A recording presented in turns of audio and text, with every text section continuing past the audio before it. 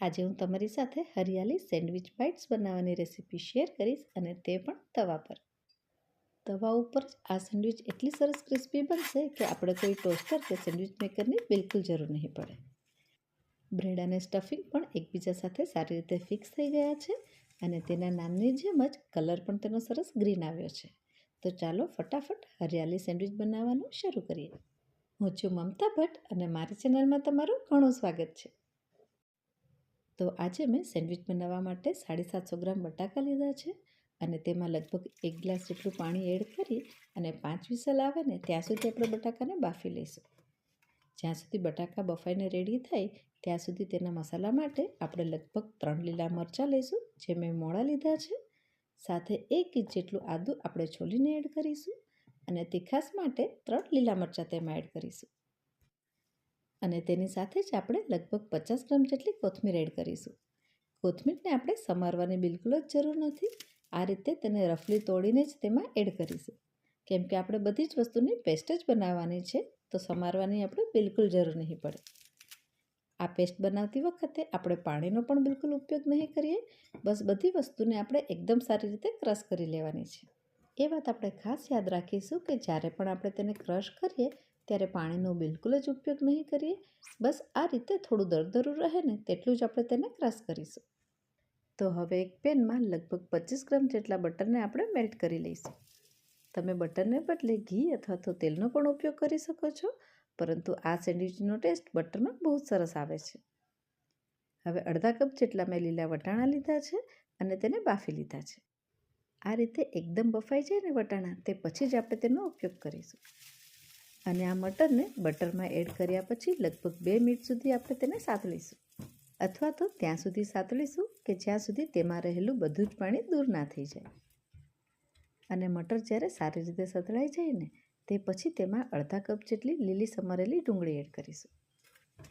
ગેસની ફ્લેમ હવે આપણે બંધ કરી દઈશું અને જે આપણે કોથમીર, આદુ, મરચાંની પેસ્ટ બનાવીને રાખી હતી ને તે પણ તેની સાથે જ તેમાં એડ કરીશું.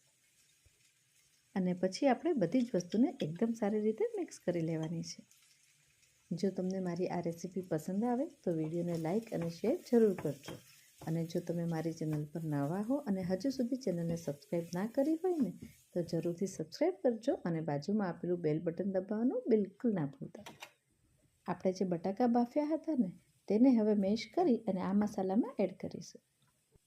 આ સેન્ડવિચને ક્રિસ્પી બનાવવા માટે એ વાતનું આપણે ખાસ ધ્યાન રાખવાનું છે કે બટાકા વધારે પડતા ના બફાઈ જાય. જો બટાકા વધારે બફાઈ ગયા હશે ને તો આપણે આ જે મસાલો બનાવી રહ્યા છે તે થોડો ઢીલો બનશે અને જેને લીધે આપણી સેન્ડવિચ ક્રિસ્પી નહીં બની શકે. એટલે કે આપણો આ મસાલો ઢીલો ના થઈ જાય એ વાતનું આપણે ખાસ ધ્યાન રાખીશું. તો બસ હવે આપણે આ બધી જ વસ્તુને એકદમ સારી રીતે મિક્સ કરી લઈશું. અને આ મસાલો થોડો ઠંડો થાય ને તે પછી જ આપણે તેમાં મીઠું એડ કરવાનું છે. તો મેં અહીં લગભગ 1 ટીસ્પૂન જેટલું મીઠું એડ કર્યું છે, પરંતુ મીઠું તમે તમારા સ્વાદ પ્રમાણે વધારે અથવા ઓછું એડ કરી શકો છો. અને મીઠું નાખ્યા પછી ફરીથી બધી વસ્તુને મિક્સ કરીશું. આપણો મસાલો બનીને બિલકુલ રેડી છે. તો હવે આ મસાલાને આપણે સાઈડમાં મૂકીશું. હવે બ્રેડની ચારે સાઈડ્સને કટ કરી તેની ઉપર આ મસાલાને ઇક્વલી આપણે સ્પ્રેડ કરીશું. અને આ મસાલો ઇક્વલી સ્પ્રેડ કર્યા પછી બીજી બ્રેડથી તેને કવર કરીશું અને બિલકુલ હલકા હાથે એકદમ ધીમે ધીમે તેને થોડું પ્રેસ કરી લઈશું, એટલે મસાલો અને બ્રેડ એકબીજા સાથે સરસ રીતે ચોંટી જાય. હવે સેન્ડવિચની એક સાઈડ પર આપણે બટર સ્પ્રેડ કરીશું. તમે બટરને બદલે ઘીનો પણ ઉપયોગ કરી શકો છો. અને થોડું બટર આપણે તવી પર મૂકીશું. અને બટર થોડું ગરમ થાય ને તે પછી જે ભાગમાં આપણે બટર નથી લગાવ્યું ને તે ભાગથી સેન્ડવિચને આપણે તવાની ઉપર મૂકીશું અને આ રીતે થોડું ફેરવી લઈશું, એટલે બટર ઇક્વલી બધી જ બાજુ સ્પ્રેડ થઈ જાય. ગેસની ફ્લેમ આપણે એકદમ જ ધીમી રાખીશું, એટલે સેન્ડવિચ સારી રીતે ક્રિસ્પી થઈ જાય. અને એક બાજુ સારી રીતે ક્રિસ્પી થઈ જાય તે પછી આપણે તેને પલટાવી લઈશું. તમે જોઈ શકો છો કે બંને બાજુથી સેન્ડવિચ એકદમ સરસ ક્રિસ્પી બની ગઈ છે. આ અવાજ પરથી જ તમને આઈડિયા આવી જશે કે સેન્ડવિચ કેટલી ક્રિસ્પી બની છે. તો હવે આપણે સેન્ડવિચને વચ્ચેથી કટ કરીને જોઈએ કે તેમાં રહેલો મસાલો અને બ્રેડ એકબીજા સાથે સારી રીતે ફિક્સ થયા છે કે અલગ અલગ જ છે. તમે જોઈ શકો છો કે મસાલો અને બ્રેડ એકબીજા સાથે સારી રીતે ફિક્સ થઈ ગયા છે. એટલે કે આ સેન્ડવિચને આપણે તવા પર બનાવી છે, પરંતુ બની છે ટોસ્ટર યા તો સેન્ડવિચ મેકરની જેવી જ. તો હવે આ હરિયાળી સેન્ડવિચમાંથી આપણે બનાવીશું સેન્ડવિચ બાઇટ્સ. તો સેન્ડવિચને મેં 4 ટુકડામાં કટ કરી લીધી છે. અને જે આ બંને મસાલાવાળી સાઇડ્સ છે ને, તેની ઉપર આપણે ગ્રીન ચટણી સ્પ્રેડ કરીશું. અને પછી ચટણી લગાવેલી સાઈડને આપણે સેવમાં ડીપ કરીશું અને હલકે હાથે પ્રેસ કરીશું. તો બસ હવે આપણા હરિયાળી સેન્ડવિચ બાઇટ્સ બનીને બિલકુલ રેડી છે.